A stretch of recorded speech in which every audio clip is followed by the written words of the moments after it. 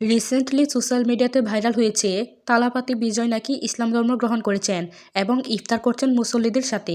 কিন্তু আমার তো দেখে মনে হচ্ছে এটা সিনেমার শুটিং, বাস্তবে নয়। আপনাদের কি মনে হয়? কমেন্ট করে অবশ্যই জানাবেন। আমার ঘরেই তো শাহরুখ খান।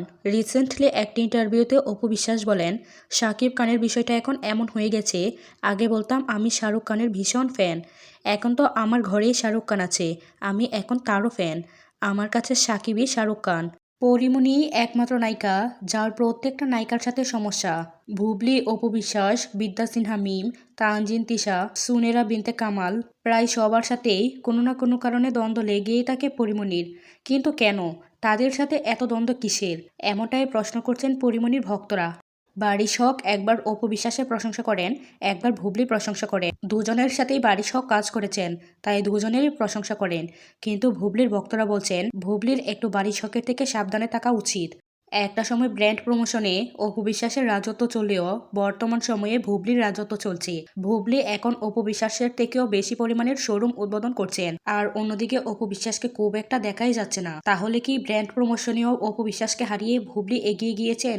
কমেন্ট করে অবশ্যই জানাবেন। জংলি সিনেমাতে বুবলির বাবার চরিত্রে অভিনয় করছেন দিঘির বাবা সুব্রত। এই প্রসঙ্গে একটি ইন্টারভিউতে দিঘির বাবা বলেন, জংলি সিনেমাতে দিঘি উপস্থিত থাকার পরেও প্রথমবারের মতো বুবলির বাবার চরিত্রে অভিনয় করে আমি খুব খুশি। বর্তমান সময়ে বাংলাদেশে যেখানেই শোরুম উদ্বোধন সেখানেই নায়িকা বুবলি। ব্র্যান্ড প্রমোশনেও যেন বুবলির বিকল্প কেউ নেই। বুবলি প্রথম নায়িকা যিনি সিনেমা, ব্র্যান্ড প্রমোশন, শোরুম উদ্বোধন সব এক তালে করে যাচ্ছেন। ঈদের পরেও বুবলির দুটি সিনেমা মুক্তি পেতে চলেছে। অন্যদিকে বুবলি ব্র্যান্ড প্রমোশনও করছেন, যেটা বাংলাদেশের অন্য কোনো নায়িকার ক্ষেত্রে খুব একটা দেখা যায় না। প্রথমবারের মতো দিঘি, বুবলি ও গৌতম সাহা একসাথে শোরুম উদ্বোধন করতে গিয়েছেন। এইরকম দৃশ্য সচরাচর দেখা যায় না। আগামী ঈদে বুবলি ও দিঘি অভিনীত জংলি সিনেমা মুক্তি পাবে, তাই হয়তো তাদেরকে একসাথে দেখা যাচ্ছে।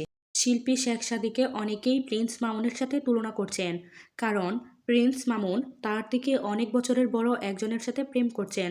অন্যদিকে শেখ সাদী তার থেকে বয়সী বড় নায়িকার সাথে প্রেম করছেন, তাই তাদের দুজনকে একসাথে তুলনা করেছেন ভক্তরা। তো ভিউয়ার্স, প্রিন্স মামুন নাকি শেখ সাদী, কাকে আপনাদের কাছে বেশি ভালো লাগে? কমেন্ট করে অবশ্যই জানাবেন। এবার ঈদে শাকিব খান ও আফরান নিশো দুই নায়কেরই সিনেমা আসছে, দুজন দুজনের প্রতিদ্বন্দ্বী। এবার ঈদে কার সিনেমা সবচেয়ে বেশি এগিয়ে থাকবে? শাকিব খানের বরবাদ নাকি আফরান নিশোর দাগি? কমেন্ট করে অবশ্যই জানাবেন।